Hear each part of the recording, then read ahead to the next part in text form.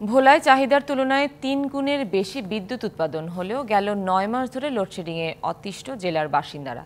Rental বিদ্যুৎ কেন্দ্র ও transformer বিকল হওয়ায় পাশাপাশি টেকসই বিদ্যুৎ সঞ্চালন লাইনের অভাবে ভোগান্তিতে প্রায় ১৮ লাখ মানুষ। প্রখর রোদের দাপটে জনজীবন যখন অসহনীয় হয়ে ওঠে, তখন চরম বিদ্যুৎ সংকট দুর্ভোগ আরও বাড়িয়ে দেয় কয়েক গুণ।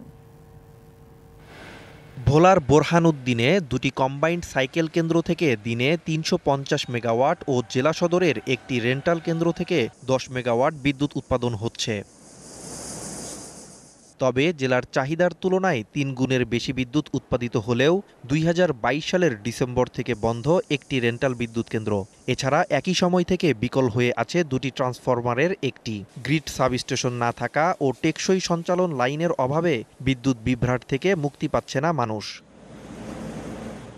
ফলে নিয়ম করে প্রতিদিনই চলছে লোডশেডিং। এতে সাধারণ মানুষের ভোগান্তির পাশাপাশি ক্ষতিগ্রস্ত হচ্ছেন শ্রমজীবী মানুষ ও ব্যবসায়ীরা।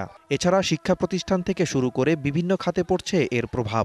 অসহ্য গরম, বাসা বাড়িতে ছোট বাচ্চা আছে, অসুস্থ বয়োবৃদ্ধ লোকজন আছে, এদের খুবই কষ্ট হচ্ছে। বেশিরভাগ একটা সন্ধ্যার পরেই কারেন্ট চলে যায়, অনেকক্ষণ থাকে, পড়াশোনা করতে পারি না। বৃষ্টির ভাব হইলেই কারেন্ট চলে যায়, এবার ২-৩ ঘন্টার আগে আসে না। সন্ধ্যার সময় কারেন্ট থাকে না, কারেন্ট না থাকলে আমাদের বেচাকেনা করতে খুব সমস্যা হয়। দিনের বেলায় হঠাৎ কারেন্ট আসে আবার যায়, এতে কাজ করতে পারতেছি না। রাত্রে ১টা বাজে লোডশেডিং দেয়, 2টা বাজে লোডশেডিং দেয়, এমন সময় আছে সারা রাত থাকে না।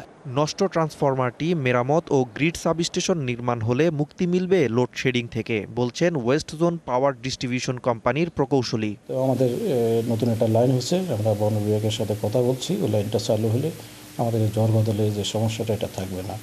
আর ২২৫ মেগাওয়াট একটা ট্রান্সফরমার সমস্যা আছে, ওটা চালু হলে তখন এই লোডশেডটা আশা করি থাকবে না। সমস্যা কাটিয়ে শিগগিরই নিরবচ্ছিন্ন বিদ্যুৎ সরবরাহ নিশ্চিত করবে কর্তৃপক্ষ, এমন প্রত্যাশা ভোলাবাসীর।